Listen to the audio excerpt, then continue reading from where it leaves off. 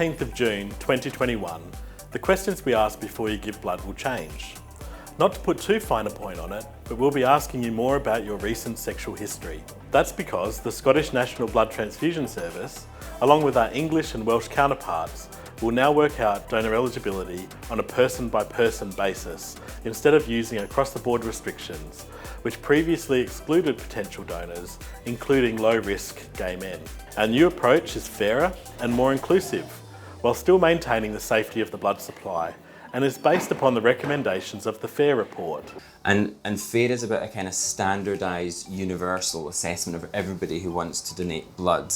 And it's about asking everybody the same questions so that we can identify people who are most safe to give blood without excluding people who may not have been able to give blood in the past just based on the gender of their partners.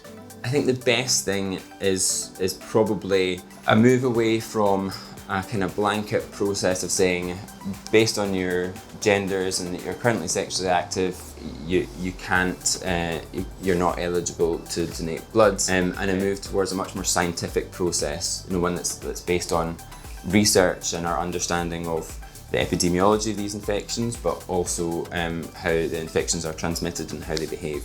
And I think that's probably the best thing. What I've really enjoyed is the progress to kind of normalisation of those discussions within other healthcare settings.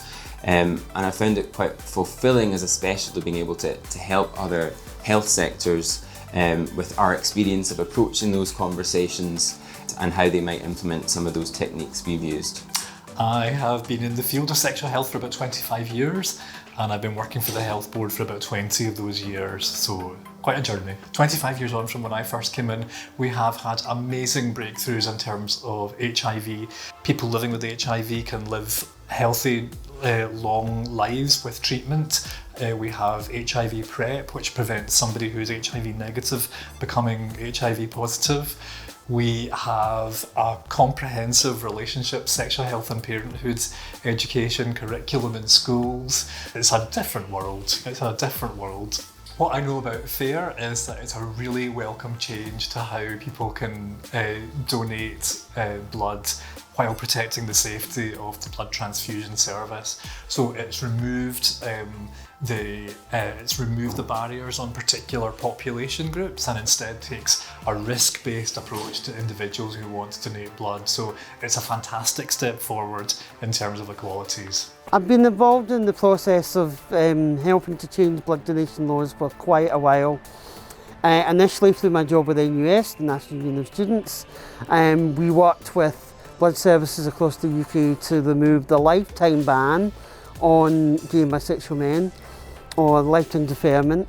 We then worked to remove the 1 year deferment, which was then reduced to 3 months. So it's been quite a long process getting to this. But over the years, as there's been more information about HIV and AIDS, we've been able to use that data very much to understand what's happening on the ground, understand the different ways in which gay and bisexual men could donate blood safely, increasing the number of people that are able to donate blood, but also in a fair way that doesn't discriminate against their specific sexual orientations.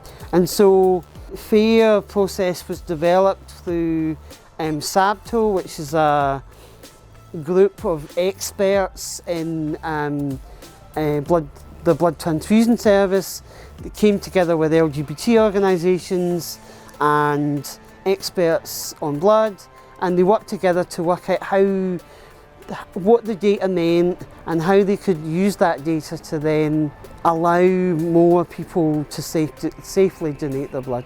You know, the blood supply goes to people who are not that well, so their safety has to be paramount. While it's fair to level criticism about how things have been done in the past, but that's the same in just about every aspect of life. I think where we're getting to today still maintains that level of safety, but allows us to to be treated on an equal level. So you're not actually being discriminated based on your sexuality. You're being, it's your risk that's being looked into.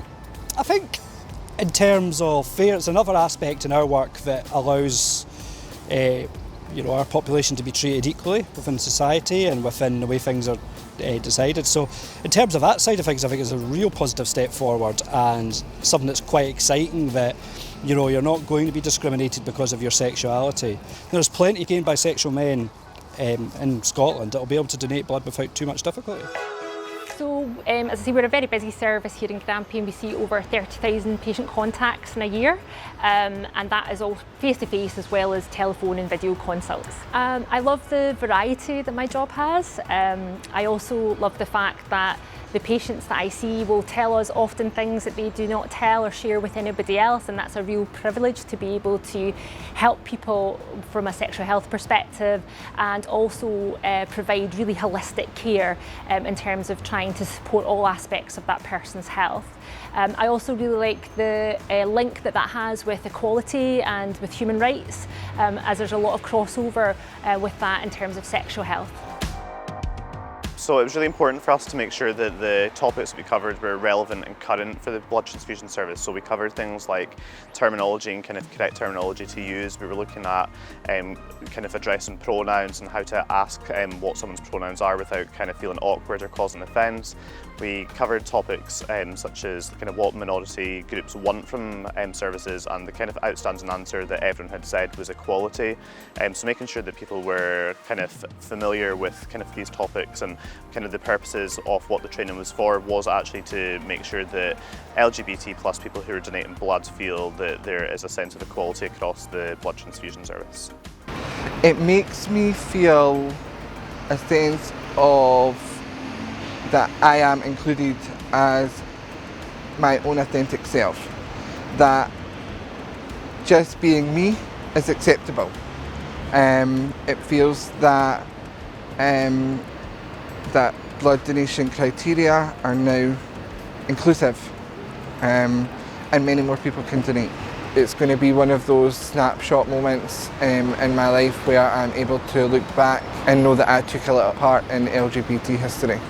By combining these new donor questions with state-of-the-art testing, we can continue to provide Scotland with a safe blood supply while making blood donation fairer and more accessible to more people.